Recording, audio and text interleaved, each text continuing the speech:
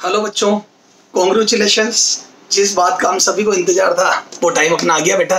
ठीक है, नीट अपने निर्धारित समय के अनुसार या निर्धारित शेड्यूल के अनुसार होने जा रही है बेटा। नीट जेई दोनों है ना, तो आपको बहुत बहुत बेस्ट ऑफ लक इसके लिए, है ना बेटा। सबसे पहले तो अपने को पजल्ड नहीं होना है। कई लोग सोच रहे थे नहीं होगा, है ना, और अब अचानक से फाइनल हो गया कि होगा, तो कई बच्चे इससे पजल्ड। बिल्कुल डीप ब्रीथ लो, बिल्कुल पजल्ड होने की जरूरत नहीं है बेटा। और भगवान को अब ये मंजूर नहीं है कि आप डॉक्टर बनने में थोड़ा सा भी और लेट होए, तो भगवान ये चाहते हैं अब आप फटाफट से फटाफट डॉक्टर बने। लेकिन बेटा उस फटाफट से फटाफट के लिए अपने को कुछ बातों का ध्यान रखना है, ठीक है ना। और उन बातों को ध्यान रखते हुए हमारे को क्या करना है, अब अपना आगे की पूरी स्ट्रेटेजी तैयार करनी, ठीक है।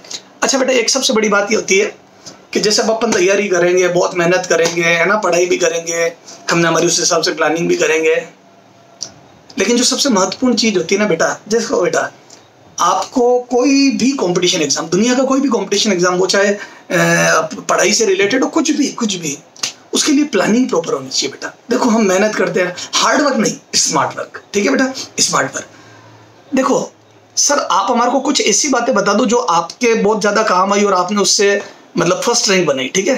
मतलब ऐसा क्या था, कुछ तो सर होगा। और वास्तव में मैं ये बोल रहा हूँ बेटा, अगर आप कुछ स्पेशल करते हो ना, मतलब होता ना जैसे ये अपने रतन टाटा जी बोलते जैसे कि कोई भी जो कामयाब व्यक्ति होता है ना, वो कोई नया काम नहीं करता बेटा।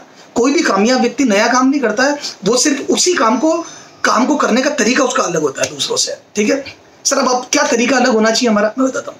सबसे बड़ी बात होती है बेटा paper, how to attempt paper. आप पढ़ लोगे, कर लोगे, सब बहुत अच्छी बात है। हाउ टू अटेम्प्ट पेपर, बेटा बच्चा ये नहीं समझ पाता पूरे साल की पेपर देना कैसे, है ना बेटा। देखो बेटा, ये अपने बहुत ज्यादा अब लास्ट में देखो अपने को पेपर बहुत ज्यादा देने हैं। अभी जितना भी टाइम बचा ना बेटा, अभी यूं नहीं थ्योरी नोट्स पढ़ रहे हो, है ना, वही क्वेश्चन वापस कर रहे हो, बेटा बोर हो जाता बच्चा बार बार वो करके। और बेटा वो एनर्जी भी नहीं रहती, क्योंकि वो काइंड ऑफ याद ही हो जाता है उसको चीजें। तो होता ना, वो अपने को लग रहा है हम पढ़ रहे हैं पर पढ़ नहीं रहे। तो अब अपने क्या करना, पेपर देने, ज्यादा ज्यादा पेपर दो आप, फुल लेंथ पेपर। और वो भी पेपर बेटा वो दो मेजर, जो मेजर टेस्ट सीरीज वाले पेपर होता है ना, जिसमें पूरा सिलेबस भी हो, प्लस वो लास्ट टाइम पे कोचिंगों में हुए हुए पेपर हो। सर उससे फायदा क्या, उससे फायदा उसमें नीट से रिलेवेंट क्वेश्चन मिलेंगे, उनमें इररिलेवेंट क्वेश्चन नहीं मिलते हैं। जो लास्ट टाइम के पेपर बनते हैं ना बेटा, उनमें इररिलेवेंट क्वेश्चन नहीं बनते, उसमें नहीं मिलते हैं, क्योंकि उसमें हमारा एम आपको नॉलेज देना नहीं होता ज्यादा, क्योंकि नॉलेज तो आप ले चुके हो साल भर। उसमें हमारा एम होता है आपको, मतलब होता है ना, एक कॉन्फिडेंस डेवलप करना आपके अंदर, एक कॉन्फिडेंस प्लस सारे कंसेप्ट आप तक पहुंचाना। तो उसमें स्ट्रिक्टली नीट बेस्ड क्वेश्चन होते हैं, तो वो दो आप, जो last time major test series जिसको बोलते हैं, वो दो बेटा, ठीक है। अच्छा, एक क्या होता है बेटा, अब अपने को हाउ टू अटेम्प्ट पेपर वाली बात सुनना। देखो पेपर कैसे अटेम्प्ट करना, उसके लिए पहले आप पेपर सेटर बनो। समझ लो आपको पेपर बनाना है, समझना। अब पेपर मत दो अभी, आप पेपर देने वाले, मतलब लेने वाले बनो आप। जैसे हम किसी छोटे बच्चे का भी अपने घर में पेपर लेते हैं, तो अपने जैसे मान लो किसी टॉपिक का पेपर लेना, उसका मान लो उसका फैक्टर चैप्टर का लेना है, तो हम इस बात का ध्यान रखते हैं कि हर टाइप की चीज आ जाए, है ना। तो आप पेपर देते हो तो आपको नहीं पता होता ये भी दे दूं, इस टाइप के हो गए, फिर एक जैसे क्वेश्चन जा रहे होते तो अपन सोचते नहीं यार अब थोड़ा ये वाला कंसेप्ट भी कवर कर दूं। डिट तो वही बात होती है बेटा, जब आपका पेपर बनाया जाता है, अभी अपन पेपर बना रहे हैं, ठीक है, तो अपने को एक कमेटी बनी अपनी, अपने को पेपर लेना है एक नीट वाले बच्चे का। तो पेपर लेना है, तो अपने को जो इंस्ट्रक्शन मिलेंगे आगे से कि आपको एक तो सारे टॉपिक कवर करने, सारे टॉपिक कवर करने, ठीक है। पहले अपन पेपर लेंगे, फिर अपन पेपर देंगे, ठीक है। तो अपने को पता पड़ेगा अपने को क्या सोचना है। सारे टॉपिक कवर करने, बच्चे को 45 में से लगभग 30 से 32 क्वेश्चन ईजी देने, बिल्कुल मतलब 30-35 क्वेश्चन ईजी देने। उस 35 में से 4-5 लॉजिक वाले भी रखने हैं। फिर जो बच्चे 10-15 क्वेश्चन है, उनमें अपने को 2-3-4 क्वेश्चन में उसको कैलकुलेशन में उलझाना है, ताकि उसका पूरा टाइम ही खराब हो जाए अगर वो उलझ जाए तो। ये अपने को बोला जा रहा है, ऐसा पेपर लेना है बच्चों का, ठीक है। अच्छा, 2-3 ऐसे देने जो थोड़े से टफ हो, है ना, जो मतलब बच्चे से मतलब टफ हो, मतलब इन द सेंस थोड़ा लेवल के क्वेश्चन हो, ठीक है। अच्छा लॉजिक वाले, अच्छा 5-7 क्वेश्चन ऐसे देने जिनमें बच्चे से सिली मिस्टेक हो, 7-8 क्वेश्चन ऐसे देने जिनमें बहुत सिली मिस्टेक हो बच्चे से, है ना। अब वो सिली मिस्टेक किस टाइप की होती है वो भी मैं आपको बताऊंगा, ठीक है। इस टाइप से अपने को इंस्ट्रक्शन मिला। अब अपन ने वो पेपर बना दिया, अब अपन क्या करेंगे, वो जो पेपर बना के बच्चे को देने वाले होंगे, तो अपन 30-40 जो 30-35 इजी क्वेश्चन है, उसमें अपन क्या करेंगे, कैलकुलेशन वाले 4 को बिखेर देंगे। जैसे मान लो एक पहला डाल दिया, एक 17वां डाल दिया, एक 12वां डाल दिया, मतलब शुरू में, और एक डाल दिया 40वां, मतलब इस टाइप से 5-7 क्वेश्चन बिखेर दिए वो कैलकुलेशन वाले। 2 टफ है उनको भी बिखेर दिया, एक शुरू में दे दिया, एक लास्ट में दे दिया, बीच में दे दिया, वोटेवर जहां पे भी। तो उन टफ के वालों को बिखेर दिया, कैलकुलेशन वालों को बिखेर दिया, और लॉजिक वालों को भी बिखेर दिया। अब ये आपके पास क्या होता है, एक मिक्स पेपर का एक 45 क्वेश्चनों का हो गया। ये तो हो गया पेपर बना है। अब देखो आपके टॉपिक भी चेक किए जा रहे हैं सारे, आपकी एक्यूरेसी भी चेक की जा रही है, आपका कैलकुलेशन को इसकी मतलब पेपर की आपकी जो आर्ट है वो भी चेक की जा रही है, ठीक है ना। और टफ टफ क्वेश्चनों को देख के आपका हार्मोन्स कैसे बिहेव करेंगे या आप कैसे बिहेव करोगे वो भी देखा जा रहा है। अब आप पेपर दो। अब जब मैं पेपर दूंगा, इनवर्स कैलकुलेशन लगा रहा हूं, अब मैं पेपर देने आया, अब मुझे पता है कि पेपर कैसे बना। अब उसका उल्टा करके, बच्चा बताओ स्कोर कौन करेगा? अगर मैं एवरेज स्टूडेंट हूं तो मेरी सबसे पहली चॉइस होगी कि मेरे को वो 30-35 क्वेश्चन छांट के करने हैं। अब वो 30-35 क्वेश्चन में छाटूंगा कैसे? वो मैं उनमें मैं एक्यूरेसी कैसे रखूंगा, उनके अंदर मैं अपना कॉन्फिडेंस कैसे मेंटेन रखूंगा। तो उसके अंदर मेरे को एक्यूरेसी भी रखनी है और उन 35 क्वेश्चनों को छांट के भी करना है। इसके लिए मेरे को सबसे पहले क्या करना पड़ेगा बेटा? एक्यूरेसी मेंटेन तब रहेगी बेटा जब मेरे हार्मोन्स ढंग से बिहेव करेंगे। मैं कैलकुलेशन में उलझूंगा नहीं, मैं लॉजिक, जो मेरे लॉजिक होंगे वो तब लगेंगे, मेरी एक्यूरेसी तब बढ़ेगी, मेरे लॉजिक तब लगेंगे जब मैं कैलकुलेशन में नहीं उलझूंगा, टफ क्वेश्चनों को देख के पजल्ड नहीं होऊंगा। समझना, क्योंकि मुझे पता है पेपर कैसे बना था। अब मैं उल्टा सोच रहा हूं, मैं दूंगा तो मुझे क्या ध्यान रखना है। अब सर वो छाटे कैसे 35 क्वेश्चन, सब वो तो बिखरे हुए, अब छाटे कैसे सर? हम तो उलझ जाएंगे। कैलकुलेट बताता हूँ, जो मेरा तरीका था काम करने का वो बताता हूँ। और ये मतलब बहुत मैंने मतलब रिसर्च करके या मैंने बहुत सारी गलतियां कर करके फाइनली मतलब वो आता ना एडिशन का वो खूब सारे तरीके जिनसे बल्ब फेल हुआ, ये फाइनली जो बल्ब सही बना वो बता रहा हूँ तेरे को। सबसे पहले देखो मैं बता रहा हूँ, आप यूँ समझ लो सारे क्वेश्चन को केयरफुली पढ़ो। कई बच्चे क्वेश्चन जल्दी पढ़ के सोचते टाइम बचा लूं, नहीं, क्वेश्चन को ध्यान से पढ़ो, आराम से टाइम देके क्वेश्चन को अच्छे से पढ़ो। जैसे आपको लग जाएगी ये क्वेश्चन या ये कंसेप्ट मुझे नहीं आता, कोई बात नहीं, मैं तो कह रहा हूं अपने आप को समझा लो, मेरे को तो 35 करने हैं, 30 करने हैं, छोड़ दो। तो अगर मान लो आपको कोई कंसेप्ट नहीं आता है, नहीं आ रहा है, क्रॉस मार दो उस पर, है ना। तो एक तो गया क्रॉस, है ना, जो नहीं आ रहा है, मुझे पता है मेरे से नहीं होगा, या मेरे मान लो मेरा टॉपिक छूटा हुआ है, मैंने कोशिश करी नहीं छोड़ूंगा, टॉपिक छोड़ना नहीं है, फिर भी मान लो छूटा हुआ, क्रॉस मार दिया, टेंशन मत ले, मेरे को तो 35 करना है, ठीक है, क्रॉस मार दिया। उसके बाद पढ़ा, इजी है, मतलब देखते ही हो रहा है। जैसे मान लो क्यू चार्ज है, कहां पर दूसरा चार्ज इक्विलिब्रियम में होगा, मिड में, बहुत इजी है, टिक कर दिया, ठीक है। तो जो एक बार में हो रहे हैं, जिनमें बिल्कुल कैलकुलेशन नहीं है, 1 स्टेप क्वेश्चन है, 2 स्टेप क्वेश्चन है, वो करता चल साथ में। जैसे थोड़ा कैलकुलेशन वाला है, देखो आपको पता पड़ जाता है कि जहां से ये निकालना और वहां रखना है। जैसे होता ना, जैसे 2 चार्ज लटके हुए हैं और वो मास एम, या एक प्लेट है, प्लेट के थ्रेड बांधी, मास लटका हुआ है, तो इक्विलिब्रियम में थीटा बताओ, ये तुझे पता है कैलकुलेशन होगी, लंबी चौड़ी कैलकुलेशन है मान लो, तो 3 4 5 स्टेप की कैलकुलेशन है, यहां से वहां ट्रांसफर कर दिया, ये वो। तो अब अपने को बहुत अच्छे से पता है, जैसे मान लो 2 प्लेनेट है ना, एक प्लेनेट की सरफेस से दूसरे प्लेनेट पर पार्टिकल को पहुंचाना है, तो आपको पता है पहले इक्विलिब्रियम पॉइंट निकालना, कितनी एनर्जी देनी पड़ेगी, तो इक्विलिब्रियम पॉइंट निकालना, फिर सब जगह की एनर्जी लिखनी, बहुत कैलकुलेशन है। आपको आइडिया लग गया कैलकुलेशन है। इस क्वेश्चन पे आप बी लिख दो, बी मतलब सेकंड अटेम्प्ट, है ना, समझ में आ गई, या सी लिख दो, थर्ड अटेम्प्ट, कैलकुलेशन है ना, सी लिख दो, ठीक है, थर्ड अटेम्प्ट में करूंगा सर, सेकंड अटेम्प्ट में, थर्ड अटेम्प्ट में, ठीक है, क्योंकि मुझे पता है ये टाइम कंज्यूम करेगा। देख, अगले ने टाइम कंज्यूम करवाना चाहा, मैंने नहीं किया, सी लिख दिया। अब हम क्या करते हैं, हमारे को पेपर अटेम्प्ट नहीं करना था, हम इसमें टाइम खुद वेस्ट कर देते, आता है करूंगा।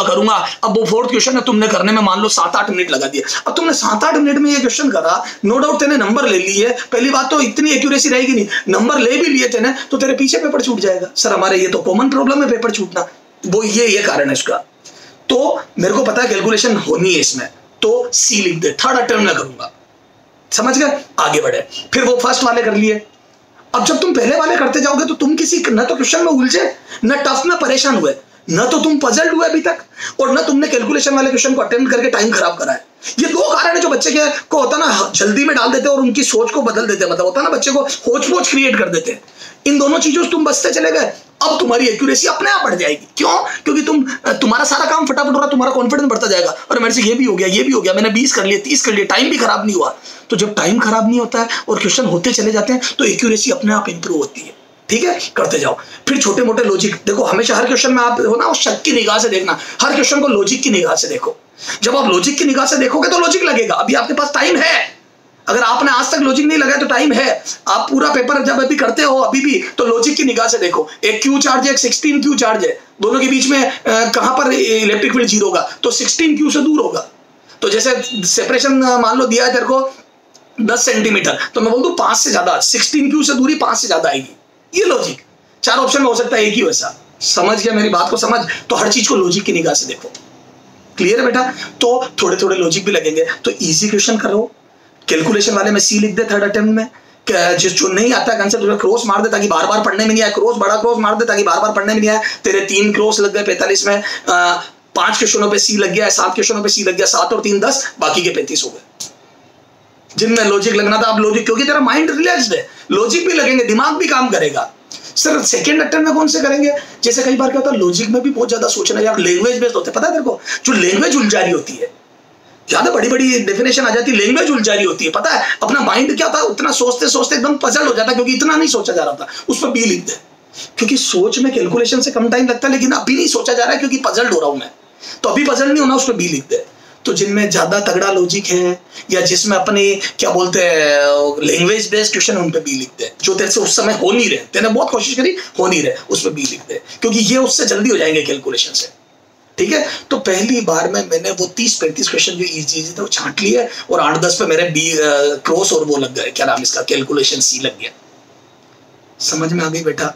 तेरे 30-35 का आउटपुट आ गया, तेरे 120-30 नंबर झोली में आ गए, और जब 120-30 नंबर तेरे को झोली में दिखेंगे बेटा, तो अपने आप वो जो बी वाले है ना, जो लॉजिक और पजल्ड वाले, वो सब होने लगेंगे। अच्छा, जो लैंग्वेज बेस्ड क्वेश्चन हो या बड़ा क्वेश्चन हो ना, जिसमें लैंग्वेज बहुत लंबी चौड़ी हो, उसकी हर चीज को पेपर पे लिखता जा, क्या क्या दिया हुआ, गिवन डेटा वगैरह क्या निकालना है, ठीक है। चलो साहब, अब सर वो मिस्टेक तो हमारे से हो सकती है ना, उस मिस्टेक से कैसे बचे? मिस्टेक कौन कौन सी होती है, किस किस टाइप की मिस्टेक होती है, बताता हूँ। पहला मिस्टेक का टाइप, ठीक है, नोट करेक्ट बच्चा ढंग से नहीं पढ़ता है। नोट करेक्ट वाले क्वेश्चन सबसे ज्यादा गलत होते हैं। आप देखो, अब आप जो पेपर दोगे ना अभी पूरे, उसमें अपनी मिस्टेक किस टाइप की मिस्टेक तुम करते हो उसको नोट जरूर करना है, और उसको इंप्रूव करने के लिए क्या करना, तो मैं जो मिस्टेक्स बोल रहा हूँ ना, तुम्हारी कोई कोई इन्हीं में से टाइप निकलेगी। तो मिस्टेक के टाइप बता देता हूँ। पहला, नोट करेक्ट ध्यान से नहीं पढ़ते हैं, ध्यान से पढ़ भी लेते हैं तो 2 ऑप्शनों में तुम नोट करेक्ट का ध्यान रखते हैं, जैसे ही थर्ड में आते हैं तो फिर वो एक करेक्ट एक नोट करेक्ट बचता तो करेक्ट टिक करने में आ जाता है, एक गलत एक राइट बचता तो राइट टिक करने में आ जाता है। इसका सबसे अच्छा तरीका, नोट करेक्ट को अंडरलाइन कर लो और हर ऑप्शन के बाद वापस नोट करेक्ट पढ़ो। मैं तो यही करता था, क्वेश्चन पढ़ा, ऑप्शन ए पढ़ा, नोट करेक्ट पढ़ा, फिर बी पढ़ा, नोट करेक्ट पढ़ा, तो उससे क्या होता, मिस्टेक होगी नहीं। क्लियर है बेटा? तो नोट करेक्ट। दूसरा बेटा, मिस्टेक होने का टाइप और क्या होता है, देख, हर टॉपिक की अपनी एक ब्यूटी होती है ना, हर टॉपिक की अपनी एक ब्यूटी होती है। अच्छा, और मिस्टेक में देख, मीटर, एक यूनिट की बहुत बड़ी मिस्टेक होती है, ध्यान रखना, सेंटीमीटर मीटर है ना, यूनिट याद रखना, यूनिट की होचपोच हो जाती है। हमारी आदत एमकेएस में सोल्व करने की होती है और कई बार सीजीएस में हिसाब किताब होता है। देखो, जैसे करंट इलेक्ट्रिसिटी में पोटेंशियल ग्रेडियंट, ज्यादातर हमारे को 2 वोल्ट का ड्रॉप अगर 100 सेंटीमीटर लंबे वायर पे है तो हम हमेशा 2/100 0.02 करता है। कई बार वायर मीटर में दे देगा, ध्यान रख लेना, या 4 ऑप्शन सेंटीमीटर की जगह, क्योंकि इन जनरल सेंटीमीटर में होते हैं, 4 ऑप्शन में मीटर में दे देगा। अब वो ए ऑप्शन दे देगा 2 वोल्ट पर मीटर, बी ऑप्शन दे देगा 2 वोल्ट पर सेंटीमीटर, सी ऑप्शन दे देगा 0.02 वोल्ट पर मीटर, और डी दे देगा नन। अब तू टिक कर आएगा सी, क्योंकि तेरा 0.02 निकालने की आदत है, तू 100 सेंटीमीटर का डिवाइड कर देता, अगले ने मीटर में दे दिया उसको, अब ले, हो गई गलती। ध्यान रखना बेटा। तो एक तो क्या होता है, ट्रेडिशनल जो अपन काम करते आए ना बच्चे की, वो करने की आदत होती है एग्जाम में, ध्यान से पढ़ बेटा। तो यूनिट की मिस्टेक करा सकता है, समझ में आ गई। नोट करेक्ट की मिस्टेक बहुत होती है, नोट करेक्ट दिया हुआ है, ठीक है। अच्छा, एक हम क्या होता है बेटा, एक्स मान लो, जैसे क्यू और 16 क्यू 2 चार्ज है। अब आपने तो क्या करते हो, क्वेश्चन, अब 4 ऑप्शन तो पढ़ते नहीं हो, आपने क्या करा, एक्स क्यू से डिस्टेंस एक्स मान ली, अब तेने, और चारों ऑप्शन 16 क्यू से डिस्टेंस दिए, मैं सुनना ध्यान से, 16 क्यू से दी हुई है। अब तेने सोल्व करा तो तेरा एक्स आ गया 10 सेंटीमीटर, उस क्यू से डिस्टेंस मान लो 10 सेंटीमीटर, सॉरी 2 सेंटीमीटर, 10 सेंटीमीटर दोनों के बीच की दूरी थी, इधर से 2 सेंटीमीटर आ गई, तो उधर से 8 होगी। लेकिन तूने, तेरी आदत क्या, तेने तो एक्स सोल्व किया, तेरा 2 आया, तेरा पहले ऑप्शन टिक गया 2। अब वो 16 क्यू से दूरी थी, तो 16 क्यू से 2 थोड़ी 8 है। क्लियर है? ये होती मिस्टेक। तो एक्स क्या होता है, जब हम किसी चीज को माननी होती कोई चीज, तो एक्स उसी को मानो जो निकालना है, समझ में आ गई। एक्स उसी को मानो जो कैलकुलेट करनी है, क्योंकि बेटा तू अभी तो मान लेता है जोश जोश में, बाद में सोचता मैं घटा दूंगा, 10 में से एक्स सब्ट्रैक्ट कर दूंगा, लेकिन लास्ट में भूल जाता बच्चा। ये कॉमन मिस्टेक है बेटा। कई बार देखो, ज्यादातर बच्चा रेडियस निकालता है, जैसे वो फिश वाले क्वेश्चनों में डिस्क की रेडियस, तो फुल डायमीटर लेता है। तो ध्यान रखना, ध्यान से, पूछा क्या है, जो पूछा है उसको अंडरलाइन करो, अगले ने क्या पूछा उसको अंडरलाइन कर मेरे लाल। क्योंकि कई बार क्या होता है, हमारी ट्रेडिशनल आदत है रेडियस निकालने की, फॉर्मूला भी r बराबर h/√μr² -1 पढ़ते हैं, तो वो रेडियस ही निकल रही होती वहां, और पूछ डायमीटर लेता। समझ गया बेटा? अरे बोल। तो ये एक इस टाइप की मिस्टेक और करता है बच्चा, ठीक है ना। तो एक तो क्या पूछा उसको ध्यान से पढ़, यूनिट का ध्यान रख, ठीक है। अच्छा, अब कई चैप्टरों की अपनी ट्रेडिशनल मिस्टेक्स होती है, हर चैप्टर की भी अपनी क्वालिटी होती है। जैसे मैं बताता हूँ, ग्रेविटी में सरफेस साइड देता है, और जगह जगह सेंटर से डिस्टेंस ये होती है। अब उसने दी हाइट 2r, है ना, हाइट कितनी दी है बेटा, 2r, और आप सेंटर से डिस्टेंस रखनी थी r थी, तो भाई जैसे पोटेंशियल एनर्जी भी निकालनी है, स्मॉल g ग्रेविटेशनल एक्सेलरेशन भी निकालना है, तो सेंटर से डिस्टेंस रखनी, बच्चा जल्दी जल्दी 2r ही रख आता है, जबकि वो होगी 3r, क्योंकि ये तो हाइट दी थी। हीट में टेम्परेचर डिग्री केल्विन का बड़ा गेम करता है, वो देता है तो केल्विन में बदलना है, तो पहले डिग्री को केल्विन में बदलो, फिर उस्ताद होते हैं वो चारों ऑप्शन डिग्री में और देते हैं, तो बच्चा क्या डिग्री टू डिग्री चल लेता, नहीं पहले केल्विन में बदल, पूरी कैलकुलेशन कर, फिर जो केल्विन में आंसर है उसमें से वापस 273 घटा। तो ये डिग्री केल्विन का गेम होता है। तो हीट में मैंने तो आज से आज तक हीट ट्रांसफर में गेम होते हुए देखा है, थर्मो में। क्लियर है? करंट इलेक्ट्रिक समझ में आ गई क्या? ये हर टॉपिक की अपनी अपनी मिस्टेक है, समझ में आ गई क्या? अरे बोलो। अच्छा एक और बात ध्यान रखना बेटा, जो सबसे ज्यादा टाइम कंज्यूम करवाते हैं, सर वो कौन से क्वेश्चन है जो टाइम कंज्यूम करवाएंगे? 4 ऑप्शन जिसमें वेरिएबल में है। मैं तो सबसे पहले पेपर उठाता था, वेरिएबल वाले ऑप्शन वाले क्वेश्चनों पे राउंड लगा देता था, जिनमें 4 ऑप्शन वेरिएबल में ना, जैसे 10 20 30 ऐसे नहीं, जैसे दे दिया epsilon not a by d, है ना, या k1 + k2 epsilon not a by d, epsilon not a upon k1 + k2, ऐसे मतलब 4 ऑप्शन वेरिएबल में। समझ गए ना मेरी बात को? तो वेरिएबल वाले ऑप्शन पे सबसे पहले राउंड लगा दे, वो तेरे को बर्बाद करेंगे। तो फिर सर उनका क्या करना है? उनमें वैल्यू पुट करूंगा या यूनिट एंड डायमेंशन से करूंगा, तो चारों ऑप्शन वेरिएबल में होवे तो या तो यूनिट एंड डायमेंशन तेरी हेल्प करेगा और या फिर वैल्यू पुट करना। इसकी प्रैक्टिस अभी जब पेपर दोगे करते चलो। अब आज से हम सब जो भी पेपर देंगे उसमें 4 ऑप्शन वेरिएबल वाले पहले ही राउंड कर देंगे सर। क्लियर है? और सर हम उसमें या तो वैल्यू रखेंगे, ट्राई करेंगे, और या यूनिट एंड डायमेंशन से ट्राई करेंगे। क्लियर है? जैसे मैं बताता हूँ, ये एक पैरेलल प्लेट कैपेसिटर है, आधे में या अपर हाफ में k1 भर दिया, k2 भर दिया। समझ में आ गई? अब आप k1 k2 भर दिया तो आपको बहुत अच्छे से पता है, फिर वो 4 ऑप्शन k1 बराबर k2 बराबर 1 रख दो।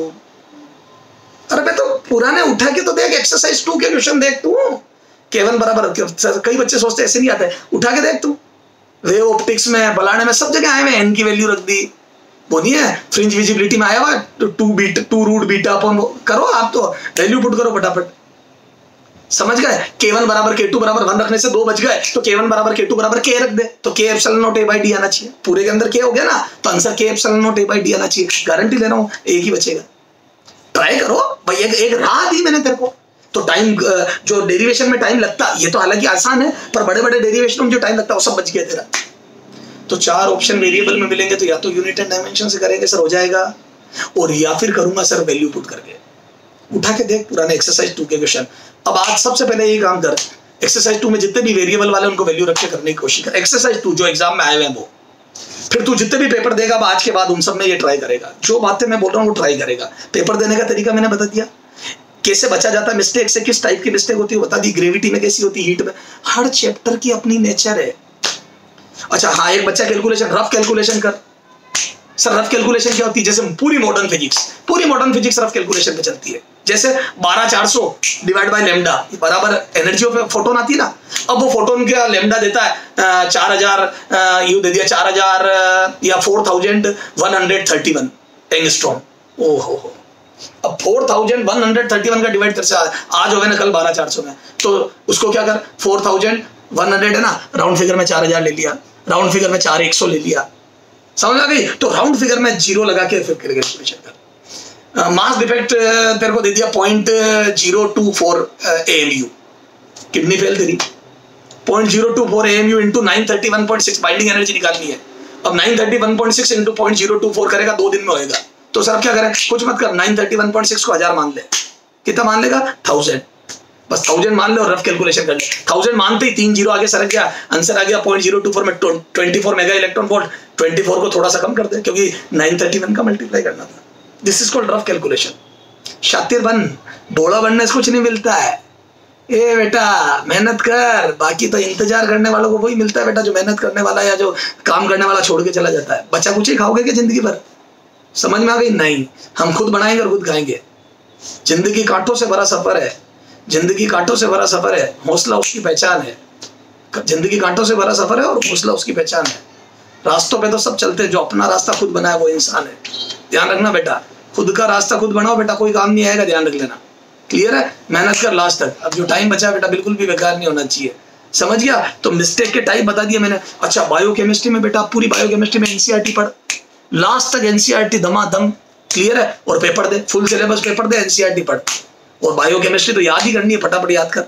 वो तेरे को मेरे से अच्छा पता है कैसे याद करेगा तू। क्लियर है? अच्छा हाँ, एक बेटा मैंने जब आरपीटी दिया था ना बेटा, जिसमें मेरी रैंक थी, उसमें मैं वो छोड़ के गया था इलेक्ट्रोस्टेट, मतलब सॉरी सेमीकंडक्टर फिजिक्स, इलेक्ट्रॉनिक्स, वो छोड़ के गया था मैं, क्योंकि वो मेरे क्या था आईआईटी के सिलेबस में, जेईई की तैयारी कर रहा था, जेईई के सिलेबस में था नहीं और हमारे को पढ़ाया नहीं गया, तो मैंने वो छोड़ दिया। और पीईटी के सिलेबस में था, वो हमारे सिलेबस अलग अलग थे, एक टॉपिक एक्स्ट्रा था पीईटी में, पर मैंने 12th में पढ़ा हुआ था, मैं छोड़ के गया बेटा। आप यकीन नहीं मानोगे, उसके 1 या 2 क्वेश्चन आते, लेकिन उस साल 5 आ गए। ये होता है हमारे साथ, हम जो टॉपिक छोड़ के जाते हैं उसके सबसे ज्यादा क्वेश्चन आ जाते हैं। इसलिए टॉपिक कोई नहीं छोड़ना बेहतर है, मैं पहले ही बता रहा हूं तेरे को, टॉपिक कोई नहीं छोड़ा। सर अब मेरी किस्मत इतनी अच्छी थी कि वो 5 क्वेश्चन इजी आए और मैंने 12th में पढ़ा हुआ था, उससे मैंने कर दिए 4। एक मेरा वही गलत हुआ, मेरे पूरे फिजिक्स में एक ही क्वेश्चन गलत था और वो भी वही था इसका सेमीकंडक्टर फिजिक्स का। क्यों? क्योंकि मैं टॉपिक छोड़ गया था। 4 मैंने वो कर लिए क्योंकि 12th में मैंने बहुत मेहनत की थी, इसलिए तो मैं बच गया बेटा बाल। बाकी मेरे 5 क्वेश्चन गलत होते। टॉपिक कोई नहीं छोड़ के जाना है, मेरी बात सुन, सिर्फ बता, जो टॉपिक छोड़ के जाते हैं अगर उसका इजी क्वेश्चन आ गया तो क्या करोगे? पीछे कर देगा ना तेरे को, 2-3 क्वेश्चन आ गए उसके और पीछे कर देगा। आप आज सबसे पहले लिस्ट बनाओ, कौन से आपके हो गए और कौन से बिल्कुल नहीं आते, और बिल्कुल जो नहीं आते ना उनकी लिस्ट बना के मेरे से बात कर दो व्हाट्सएप, फेसबुक पे, व्हाट्सएप पे तू मेरे को मैसेज कर। देख अब तू ऐसा नहीं हो तू उनको करने बैठ जाए, तू उनको करने बैठ जाएगा, वो टाइम खराब कर देगा। मैं तेरे को गाइड करूंगा उसको कैसे करना है, उसके लिए हमारी क्या प्लानिंग होगी। ऐसा नहीं है उसको करने में तू 4 दिन खराब कर दे, नहीं, वो करेगा तो अंडर गाइडेंस, किसी भी टीचर की आप गाइडेंस लेके ही करोगे, उसको करोगे तो पता पड़ा लास्ट टाइम में तेरे टाइम खराब कर दिया, उल्टा नेगेटिव में चला गया। देख बेटा, तू खूब रिवीजन करके और इतने मार्क्स इकट्ठे करे और तेरे 3 टॉपिक जो नहीं पढ़े उसके इजी क्वेश्चन आ जाए तो तेरा सब बंटा डाल हो जाएगा। तो सब उनको अपन क्या करेंगे बेटा, एक्सरसाइज 1 लेवल के क्वेश्चनों से करेंगे। जैसे मैं बताता हूँ, फॉर एग्जाम्पल मेरे को EMW इलेक्ट्रोमैग्नेटिक वेव नहीं आता, मान लो, है ना, तेरा वो टॉपिक छूटा हुआ है, तू मेरे से बात कर, मैं तेरे को 10-15 क्वेश्चन छांट के दे दूंगा, हर कंसेप्ट पे एक।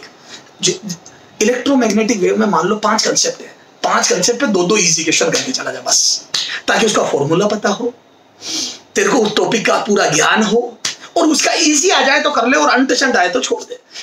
खराब क्वेश्चन एग्जाम में नहीं होता, वो तेरी रैंक या पीछे नहीं करेगा, तेरे सिलेक्शन को नहीं रोको। इजी क्वेश्चन अगर तू नहीं करके आता या छोड़ के आ जाता तो तेरी रैंक भी डिस्टर्ब होती है या तेरा सिलेक्शन में तकलीफ आती है। इजी क्वेश्चन किसी भी टॉपिक का छूटना नहीं चाहिए एग्जाम में, समझ में आ गई? क्योंकि ना तो वो इजी क्वेश्चन ना तो टाइम लेता है होने में और ना उसमें गलतियां होती है। बेटा मेरी बात सुन, तू तो सारे टॉपिक के इजी क्वेश्चन से ही गरिया मार लिए बस। क्लियर बेटा? तो मैं तेरे को बहुत क्रिस्टल क्लियर बता रहा हूं, टॉपिक कोई नहीं छोड़ना है, जो तेरे छूटे में उनकी लिस्ट बना और मेरे से बात कर, फिर मैं बताऊंगा उसको, उसके मैं तेरे को 10-10, 15-15 क्वेश्चन बता दूंगा कि ये कर ले। देख तेरे को थोड़ी पता है, मैं कंसेप्ट बता दूंगा, ये कंसेप्ट है EM वेव में क्या क्या कंसेप्ट है, ये कंसेप्ट है, डिस्प्लेसमेंट करंट ऐसे निकालते हैं, एक क्वेश्चन कर ले, है ना, मैक्सवेल एम्पियर्स इक्वेशन क्या है वो बता दूंगा, वो याद कर ले, उस पर एक क्वेश्चन कर ले। हर कंसेप्ट पे 2-2 क्वेश्चन कर ले, वो तेरे कंसेप्ट सेट हो जाएगा, उसके अलावा कुछ मत कर। मतलब उसको बहुत डिटेल में नहीं करना, 1 एक्सरसाइज कर रहा हूं, 2 कर रहा हूं, 3 कर रहा हूं, कुछ नहीं।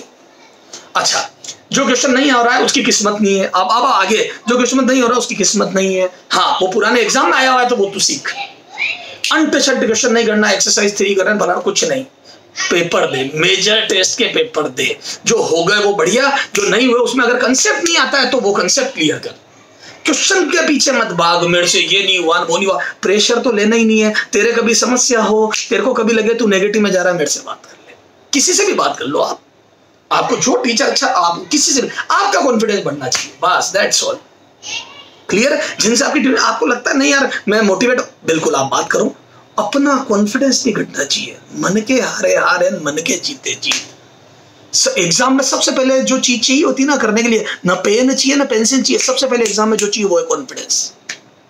समझ में आ गया बेटा? क्लियर है ना? तो आपने ये सारी बात हो गई है ना, यूनिट पे ध्यान देगा तो सारी बात है ना। अच्छा हाँ, एक बच्चा, सर हमने सुना है कि ड्रॉपर पे, अच्छा हाँ OMR, सबसे पहले OMR टिक करने में बच्चा गलती कर देता है। मैंने कई बच्चों को OMR गलत टिक करके रिजेक्ट होते हुए देखा है। तो बेटा बहुत अच्छे बच्चे जो कंफर्म रैंक है ना, तो OMR का बहुत ध्यान रख बेटा। सर OMR का लास्ट में बढ़ते तो एक भी आगे पीछे होते ही लाइन से वो पूरी सीक्वेंस गलत हो जाती है, तो लास्ट में बढ़ दूंगा नहीं। अच्छा, घड़ी पे हमेशा निगाह रख, घड़ी पे हमेशा निगाह कर कितना टाइम हुआ। कई बार बच्चों के टाइम कंप्लीट हो जाता, OMR ही नहीं भरी, कॉमन मिस्टेक है। पूरा टाइम कंप्लीट हो गया, सब कर लिए, OMR नहीं भरी, नहीं। OMR में क्या कर बेटा, क्वेश्चन करा हैंड टू हैंड, साइड में OMR रख, पेंसिल से डॉट कर दे छोटा सा, जो करता जा रहा है डॉट कर। क्वेश्चन नंबर देख 5th, तो वहां पे भी 5th देख और डॉट कर। समझ में? लाइन से एक साथ भर दूंगा, एक आगे पीछे हुआ पूरी OMR खराब हो जाएगी, है ना। डॉट करता जा। फिर उनको राउंड, फिर जब जैसे होता ना, हम जब पेपर देते तो बेटा एक समय ऐसा आता जब हम एग्जॉस्ट हो जाते हैं, पेपर दे दे के होता ना एकदम एकदम फ्रस्ट्रेट हो जाते हैं, बहुत एक साथ होता ना, एक साथ दे दिया, तो उस समय एनर्जी लेने के लिए OMR को राउंड कर, उससे क्या एनर्जी आ जाती है एकदम से। क्लियर है, वो कर। अच्छा, अब ये जब राउंड कर दिए थे तो अब आगे जो क्वेश्चन कर रहा हूं उनको एंड टू एंड पर, बच्चा क्या करता है उस समय सब सर्कल कर दिया, अब आगे जो कर रहा है उन पे भी इससे डॉट लगा देता है, फिर बाद में उसको सर्कल करना पड़ जा। अब एक बार जब तेने OMR भर दी, उसके बाद जो क्वेश्चन और करता है उसको हैंड टू हैंड बबल कर दे। कई बार बाद में किए गए क्वेश्चन की OMR भरना भूल जाते हैं, तो OMR में दो टाइप की मिस्टेक होती है, एक साथ भरने में आगे पीछे होते ही पूरे सीक्वेंस खराब, और दूसरा जो पहले OMR भर दी और फिर बाद में जो करते हैं उनको भरना भूल जाते हैं। तो बाद में जो कर रहा है उसको करता जाओ और OMR भरता जा बेटा। तो OMR फिलिंग का ध्यान रखिए, भी एक बहुत बड़ी मिस्टेक है बेटा। देख बेटा, मेरा तजुर्बा बता रहा हूँ मैं, तो मैंने जो जो बच्चों को देखा है, देख मैं बता रहा हूँ, वो तेरे साथ नहीं होना चाहिए बेटा। एडिसन के जो बल्ब फ्यूज हुए ना बेटा, वो फ्यूज बल्ब बता रहा हूँ तेरे को, तेरा अब ऐसा फ्यूज जो दूसरों के जिस तरीकों से फ्यूज हो गए वो तेरा नहीं होना चाहिए। क्लियर बेटा? अरे बोल, learn from mistake of others या लर्न फ्रॉम अदर्स मिस्टेक, समझ गए? दूसरों की गलतियों से सीखो। मैं बहुत साफ बता रहा हूँ तेरे को। क्या एक जैसे होता ना, एक केले का छिलका पे वहां रोड पे रखा है, तुम्हारी आदत बताता हूँ, एक आदमी गया केले के छिलके से फिसल के गिर गया, है हंसोगे, अरे भैया वो फिसला है, तू ध्यान रख, तू निकले तब तू फिसलना उससे। तुम क्या करते हो, उस पर दस देते हो, फिर खुद निकलते हो, खुद भी फिसलते हो। फिर तुम्हारी आदत बता रहा हूं मैं, तो फिर निकलते हो फिर फिसलते हो। मतलब अगले की गलती से तो नहीं सीखे, खुद गिर गए फिर भी नहीं सीख रहे हो। बेचारा केले का छिलका हाथ जोड़ लेता, वो अपनी फिसलाने की मतलब जो अपनी वो होती ना स्मूथनेस, वो खुद छोड़ देता है, बेटा अब मैं तेरे को नहीं फेंक गिरा सकता, इतना गिर गया तू। तो आप खुद तो बार बार गिर रहे हो बेटा, खुद गिरने की बजाय दूसरा गिरा था तभी सीख लेता। दूसरों ने जो गलतियां कर दी, मैं बता रहा हूं तेरे को, उनसे सीख ले। नोट करेक्ट पढ़ना वो खुद करके सीखेगा। समझ में आ गई? ये गलती अब नहीं होनी चाहिए। केले का छिलका हाथ जोड़ता है आपके, समझ गए? ध्यान रख बेटा, ठीक है? और बाकी आपको सारी बातें, हाँ एक बेटा NCERT बायोकेमिस्ट्री में फॉलो कर लोगे, बात हो ही गई, ठीक है ना? हाँ, और ये प्रेशर छोड़ दे बेटा, ये सब चीजें छोड़ दे। मेरा सिलेक्शन नहीं हुआ तो वो ये सोचेगा, वो ये कहेगा, फलान जी ये कहेगा, वो तू बेटा मेरी बात सुन, किसकी परवाह करता है इस दुनिया में? और वैसे भी बेटा, जीतने का असली मजा पता है कब है? जीत का असली मजा तब है जब सारे लोग आपकी हार का इंतजार कर रहे हो।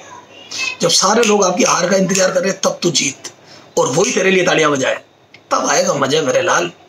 समझ गया? चलो बेटा, बेस्ट ऑफ लक।